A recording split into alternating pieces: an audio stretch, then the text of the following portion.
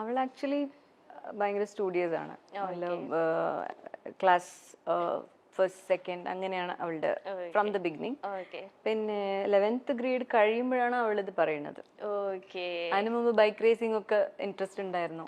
എനിക്ക് അതിൽ അത്ര ഉണ്ടായിരുന്നില്ല. പിന്നെ ഇത് അവള് പറയുമ്പോഴും ഞാൻ വിചാരിച്ചു ശരി കുറച്ചു പോയാൽ അവളുടെ മൈൻഡ് മേ ബി ചേഞ്ച് ആവുമെന്ന് വിചാരിച്ചു. ഒന്ന് മെഡിസിൻ എടുക്കട്ടെ. അങ്ങനെ നമ്മള് വളരെ ഒരു എല്ലാവരും തിങ്ക് ചെയ്യുന്ന അങ്ങനെയാണ് തിങ്ക് ചെയ്യുന്നത്. പക്ഷെ അവള് അങ്ങനെയല്ല, ഭയങ്കര ലോജിക്കൽ പേഴ്സൺ ആണ്. കുറച്ച് entirely she's little different from. ഇപ്പം എന്താ നിങ്ങളുടെ ഇടയിലുള്ള സ്പേസ് എന്ന് വെച്ചിട്ടുണ്ടെങ്കിൽ മോള് അങ്ങ് ഉയരങ്ങളിലാണ് അല്ലേ? അമ്മ ഇവിടെ ഇങ്ങനെ ഷൂട്ടിന്റെ പ്രൊമോഷൻസ്, അപ്പം ഒരുപാട് ടൈം സ്പെൻഡ് ചെയ്ത വ്യക്തികളായിരുന്നു നിങ്ങൾ രണ്ടുപേരും അല്ലെ? ചേച്ചി ഒരു അങ്ങനെയായിരുന്നു. വൺസ് അവള് ഇതിന് തുടങ്ങുമ്പോഴേ കുറച്ച് ബ്രേക്സ് എല്ലാം ഞങ്ങൾക്ക് ഉണ്ട്, ഗ്യാപ്സ് എല്ലാം ഉണ്ടാവും. അവളുടെ പിന്നെ അവളുടെ ഫ്ലൈയിങ് സ്കൂൾ ഫ്ലോറിഡയിലായിരുന്നു. അപ്പൊ ഒരു 1.5 കൊല്ലം ഇങ്ങനെ കുറച്ചായിട്ട് അവള്. അപ്പൊ ആദ്യത്തെ ഗ്യാപ്പ് വന്നപ്പോ തൊട്ട് എങ്ങനെയാണ് അത് ചേച്ചിയിലേക്ക് നല്ലോണം എഫക്ട് ചെയ്ത് കാണുമല്ലോ, നിങ്ങൾ രണ്ടുപേരിലേക്ക് എഫക്ട് ചെയ്ത് കാണും. എങ്ങനെയാണ് അതൊന്ന് മാനേജ് ചെയ്തെടുത്തത്? ഫസ്റ്റ് അവള് ഗ്രൗണ്ട് കോഴ്സ് വന്നിട്ട് ബാംഗ്ലൂരിൽ ചെയ്തു. അപ്പം ഞാൻ എല്ലാം പാക്ക് ചെയ്ത് ഞാൻ അവിടെ പോയിട്ട് സെറ്റിൽ ആവാൻ വേണ്ടി പ്ലാൻ ചെയ്തതാണ്. Just 3 months course.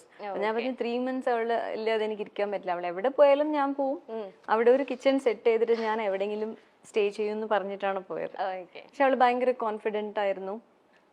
പിന്നെ അവൾക്ക് സമയമില്ല നമ്മളുടെ കൂടെ സ്പെൻഡ് ചെയ്യാൻ, ഫുൾ ഇരുന്ന് എപ്പോഴും പ്രിപ്പയർ ചെയ്യണം. അപ്പൊ അങ്ങനെ ആകുമ്പോൾ ഒരു 1 month ഞാൻ അവിടെ ഉണ്ടായിരുന്നു. അത് കഴിഞ്ഞിട്ട് എൻ്റെ ഒരു ഫാമിലി ഫ്രണ്ടിനും പിന്നെ എൻ്റെ കസിനും ഉണ്ടായിരുന്നു, അവരുടെ വീട്ടിലായിരുന്നു അവള്. So she manage those 2 months. അപ്പോഴാണ് എന്താ പറയാ, കുട്ടികൾ നമ്മളെ പാരന്റ് ആയിട്ട് വളർക്കുകയാണ്. I raised her as a child and she raised me as a mom. അപ്പൊ ആ 2 months അവൾ ഇല്ലാതെ ഞാൻ ചെന്നൈയിൽ ഉണ്ടായിരുന്നപ്പോ എന്നെ അവള് പ്രിപ്പയർ ചെയ്തു. അപ്പൊ എനിക്ക് ഒരു കോൺഫിഡൻസ് വന്നു, ശരി അവള് ഫ്ലൈയിങ് സ്കൂളിൽ എവിടെ പോയാലും she can manage on on. അങ്ങനെയാണ് അവള് വിട്ടത്. ഇപ്പൊ ചേച്ചിയുടെ ഒരു ആക്ടിംഗ് ഹിസ്റ്ററി എടുത്ത് നോക്കുകയാണെങ്കിൽ എല്ലാ മിക്ക സൂപ്പർ സ്റ്റാർസിന്റെ ഒപ്പം ചേച്ചി ആക്ട് ചെയ്യും. സംഗീത മാഡം, ഈ ചിന്താവിഷ്ടയ ശ്യാമള എന്ന സിനിമയിലേക്ക് സാക്ഷാൽ മോഹൻലാലാണ് മാഡത്തിനെ സജസ്റ്റ് ചെയ്തത് എന്ന് കേട്ടിട്ടുണ്ടല്ലോ, അത് സത്യമാണോ? ഞാൻ ശ്രീനി സാറുടെ ഒരു ഇന്റർവ്യൂ കട്ട് കണ്ടു ലേറ്റസ്റ്റ് ആയിട്ട്. അപ്പൊ അതിലാണ് ഞാൻ അറിഞ്ഞത്. ആണോ? ചേച്ചിക്ക് അറിയില്ലായിരുന്നു. ഓക്കെ.